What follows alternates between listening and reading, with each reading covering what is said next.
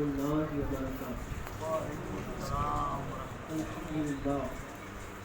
الحمد لله رب العالمين والعاقبة للمتقين والصلاة والسلام على سيد الأنبياء والمرسلين أما بعد. أعوذ بالله من الشيطان الرجيم ببركته بسم الله الرحمن الرحيم. أم يحسدون الناس على ما آتاهم الله من فضله صدق الله العظيم وبلغنا رسوله النبي الأمين المتين المعين الكريم ونحن على ذلك لمن الشاهدين والشاكرين والذاكرين والحمد لله رب العالمين. حضرات محترم، آئیے دکھ و شنید سے قبل سب سے پہلے ہم اور آپ مل جل کر آقا نامدار مدنی کے تاجدار دونوں عالم کے مالک و مختار رحمت مجتبی محمد مصطفیٰ صلی اللہ تعالیٰ علیہ وسلم کی بارگاہ پر انوار میں درود و سلام کا نذرانہ پیش کریں. بآواز بلند پڑھیں اللہم صلی علی سیدنا و مولانا محمد صلی اللہ و سلام علیک یا رسول اللہ صلی اللہ تعالیٰ علیہ وسلم. حضرات محترم، آئیے آج میری گفتگو کا موضوع ہے حسد اور اس کی تباہ کاریاں. حسد کسے کہتے ہیں؟ حسد کرنے کا انجام کیا؟ حضرات محترم، رب العالمین قرآن پاک میں ارشاد فرما رہا ہے ام یحسدون الناس علی ما آتاہم اللہ من فضل. یا لوگ حسد کرتے ہیں اس پر جو اللہ تبارک و تعالیٰ نے انہیں عطا فرمایا اپنے فضل سے. حضرات محترم، قرآن پاک میں اللہ رب العزت جا بجا ارشاد فرما رہا ہے کہ یا حسد کرتے ہیں اس پر، اس نعمت پر جو نعمت اللہ تبارک و تعالیٰ نے اپنے فضل سے انہیں عطا فرمایا، اس چیز پر لوگ کیا کرتے ہیں؟ حسد کرتے ہیں. حسد کا لغوی معنی ہے جلنا. لغوی معنی کیا ہے؟ جلنا. اور اصطلاحی تعریف یوں ہے کہ حسد دین و دنیا کی کسی نعمت کے زوال یعنی چھین جانے کی تمنا کرنا، یا یہ خواہش کرنا کہ فلاں شخص کو یہ نعمت کیوں حاصل ہوئی. یہ اصطلاحی تعریف ہے حسد. حضرات محترم، قرآن پاک کی روشنی میں آپ نے سماعت فرمائی کہ اللہ تبارک و تعالیٰ جا بجا ارشاد فرما رہا ہے کہ کچھ لوگ ایسے ہیں جو حسد کرتے ہیں، یعنی ایک دوسروں سے جلن رکھتے ہیں. وہ بھی کس چیز پر؟ ان مال و دولت پر، ان حسب و نسب پر، ان نعمتوں پر جو نعمتیں اللہ تبارک و تعالیٰ نے ان کو اپنے فضل سے عطا فرمایا. اللہ تبارک و تعالیٰ نے خاص انہیں عطا فرمایا، ان چیزوں پر لوگ حسد کرتے ہیں. آئیے احادیث کی روشنی میں سماعت فرمائے کہ یہ حسد کرنا اور ایک دوسروں سے جلن رکھنا یہ کتنی بڑی تباہ کاریاں ہے ہمارے اور آپ کی.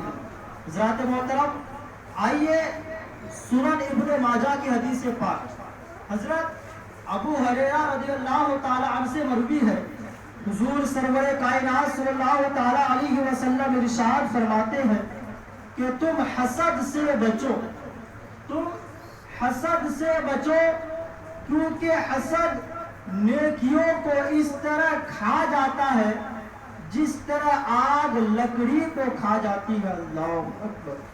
یعنی حسد، یعنی اللہ کے رسول فرما رہے ہیں کہ تم حسد سے بچو، یعنی جلن سے بچو.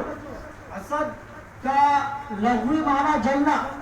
اصطلاحی میں نے آپ کے سامنے رکھا کہ حسد یعنی کسی کی نعمت پر، کسی کے مال و دولت پر، کسی عزت و جاہت پر کسی کی مال و دولت پر یا کسی کے کھانے پینے پر جلن رکھنا اور ہمیشہ یہ خواہش کرنا اور اس تمنا میں لگا رہنا کہ فلاں کے پاس جو اتنی مال و دولت ہے، فلاں کے بعد جو اتنی عزت و وجاہت ہے، یہ کس طرح کے ختم کیا جائے، کس طریقے سے اس کے مال و دولت کو ختم کیا جائے، کس طریقے سے اس کی عزت کو برباد کیا جائے، اسی ٹوہ میں لگا رہنا، اسی انتظار میں لگا رہنا، اسے کہتے ہیں حسد۔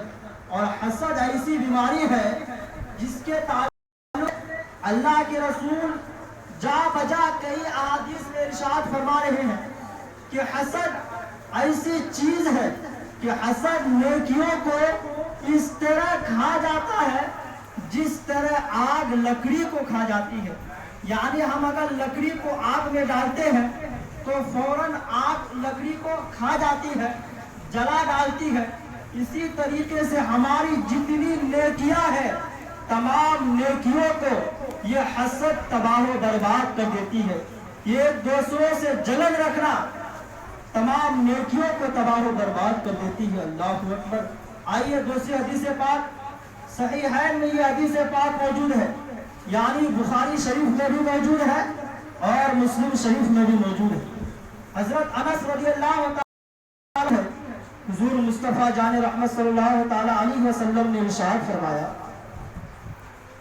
کہ میرے غلاموں، ایک دوسروں سے بغض نہ رکھو اور حسد سے بچو اور نہ ہی ایک دوسروں سے دشمنی رکھو، اور اللہ تبارک و تعالیٰ کے بندو بھائی بھائی بن جاؤ، اور کسی مسلمان کے لیے یہ جائز نہیں ہے کہ وہ اپنے بھائی کو 3 دن سے زیادہ چھوڑے۔ حضرات محترم، حدیث پاک کے الفاظ پر سماعت کیجیے گا۔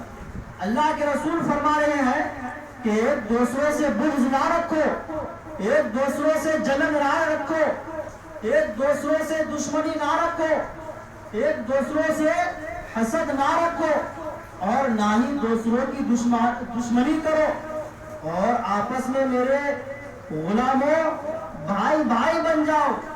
اور کسی بھی مسلمان کے لیے یہ جائز نہیں ہے کہ وہ اپنے بھائی سے 3 دن سے زیادہ بات چیت کرنا چھوڑ دے۔ حضرات محترم، ہمارے اور آپ کے لیے یہ بہت ہی دردناک اور درس عبرت حدیث پاک ہے۔ یعنی اس حدیث پاک میں جتنے بھی الفاظ ذکر کیے جا رہے ہیں، آج کل فی زماننا ہم سبوں میں پایا جاتا ہے، تو اس سے ہمیں اور آپ کو بچنا چاہیے۔ آئیے تیسری حدیث پاک سنن نسائی میں حدیث پاک موجود ہے۔ حضور سرور کائنات صلی اللہ تعالی علیہ وسلم سے عرض کیا گیا، یا رسول اللہ صلی اللہ تعالی علیہ وسلم، سب سے افضل کون ہے؟ لوگوں میں سب سے افضل کون ہے؟ تو اللہ کے رسول صلی اللہ تعالی علیہ وسلم نے ارشاد فرمایا، سچا زبان اور مخموم القلب۔ صحابہ کرام نے عرض کیا، یا رسول اللہ صلی اللہ تعالی علیہ وسلم، سچا زبان یہ تو ہم جانتے ہیں، لیکن یا رسول اللہ مخموم القلب کیا ہے؟ مخموم القلب کیا ہے؟ تو اللہ کے رسول صلی اللہ تعالی علیہ وسلم نے ارشاد فرمایا، مخموم القلب وہ شخص ہے جس نے اللہ تبارک و تعالی سے ڈرا اور ہر قسم کے گناہ، چاہے وہ غیبت ہو، چاہے وہ زنا ہو، چاہے وہ حرام کاریاں ہو، چاہے وہ کوئی بھی گناہ ہو، ہر قسم کے گناہ، سرکشی، دھوکہ بازی اور حسد سے بچنے والا، یہ مخموم القلب ہے۔ اور اس کے تعلق سے اللہ کے رسول فرما رہے ہیں کہ سب لوگوں میں افضل ہے، سب لوگوں میں بہتر ہے۔ حضرات محترم، اس حدیث پاک میں بھی ہمارے اور آپ کے لیے درس عبرت ہے۔ آئیے सुनन निसाई की दूसरी हदीस पाक हजरत अबू हुरैरा रजी अल्लाह ताला अन्हु से मरवी है, अल्लाह के रसूल सल्लल्लाहु ताला अलैहि वसल्लम ने इरशाद फरमाया कि ईमान और हसद ये दोनों एक जगह जमा नहीं हो सकते। अल्लाह, ईमान और हसद एक जगह जमा नहीं हो सकते।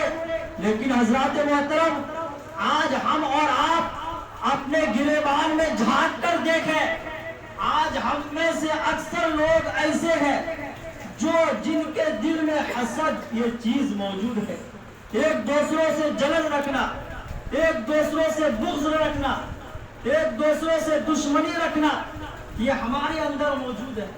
हम अगर कोई देखते, चाहे हमारे दोस्त हो, यहाँ तक कि अगर हमारे सगे भाई हो, अगर उनके पास ज्यादा माल और दौलत है, ज्यादा इज्जत वाला है, उनकी इज्जत ज्यादा होती है, तो हम उससे हसद करने लगते हैं, हम उससे जलन रखने लगते हैं।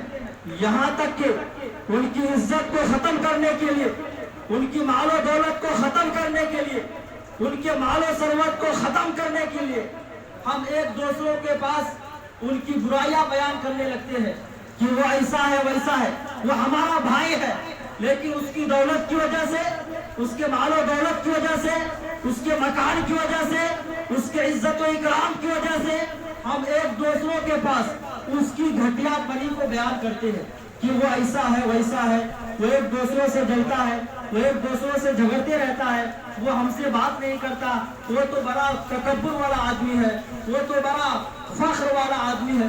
तो इस तरीके से एक दूसरों के पास उसकी इज्जत और वजाहत को खत्म करने के लिए एक दूसरों के पास बयान किया जाता है।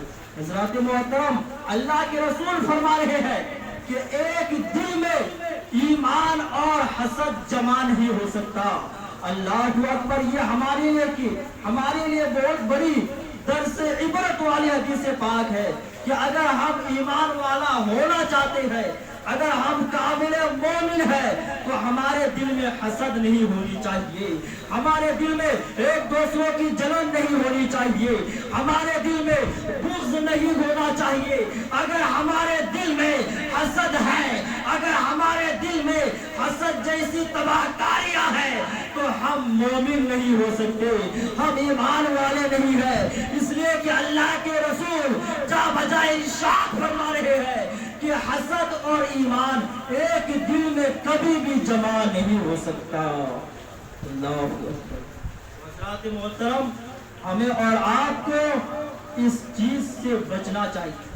आइए हुज़ूर सैयदना शेख अब्दुल कादिर जिलानी रज़ियल्लाहु ताला अन्हु इरशाद फरमाते हैं कि ये मेरे गुलामों, तुम फुला आदमी के मालो दौलत की वजह से, इज्जत और इकराम की वजह से, खाने पीने की वजह से और उनकी अच्छा और बेहतर मलबूस करने की वजह से हसद क्यों करते हो, जलन क्यों रखते हो? ये हसद रखना और ये जलन रखना तुम्हारे लिए बहुत ही खतरनाक चीज है, तुम्हारे नेक आमाल को जाये करने वाली चीज है। अब आइए मैं आपको दूसरी हदीस पाक की तरफ लेकर चलूं। अल्लाह के रसूल सल्लल्लाहु अलैहि वसल्लम इरशाद फरमाते हैं कि जब कोई शख्स किसी दूसरे शख्स, चाहे वो भाई हो, बाप हो, चाहे फुला कोई भी आदमी हो, अगर उसके ताल्लुक से वो अपने दिल में हसद रखता है, तो अल्लाह के रसूल फरमाते हैं कि वो उससे पहले जितने भी नेक आमाल किए, उससे पहले जितने भी नेक आमाल किए, सब के सब खत्म कर दिया जाता है, सब के सब नेक आमाल जाये कर दिए जाते हैं। अल्लाह, ये कितनी ही दर्दनाक और दर्द से इबरत वाली हदीस है। हज़रात मोहतरम, आइए आखिरी हदीस पाक में आपके सामने रखूं। हदीस तो नहीं है बल्कि हजरत इमाम गजाली अलैहि रहमतु व रिज़वान का इरशाद है کہ حسد یہ سب سے بڑا گناہ اس وجہ سے ہے، حسد سب سے بڑا گناہ اس وجہ سے ہے کہ اس پر اللہ تبارک و تعالیٰ پر اعتراض کیا جاتا ہے۔ اللہ، اس پر کس پر اعتراض کیا جاتا ہے؟ اللہ تبارک و تعالیٰ پر اعتراض کیا جاتا ہے۔ اعتراض کیوں سمجھاؤں میں آپ کو؟ اعتراض اس وجہ سے کیا جاتا ہے، اگر فلاں شخص کے پاس یا آپ کے بھائی کے پاس مال و دولت ہے، مکان ہے، رہنے کے لیے اچھے اچھے مکان ہیں، ان کے پاس زمینیں ہیں، پہننے کے لیے اچھے اچھے کپڑے ہیں، تو انہیں ان مکان کو، مال و دولت کو اور زمینوں کو کیا وہ اپنے پیسوں سے اس کو جمع کیا؟ نہیں، وہ اپنے محنت سے اس کو جمع کیا؟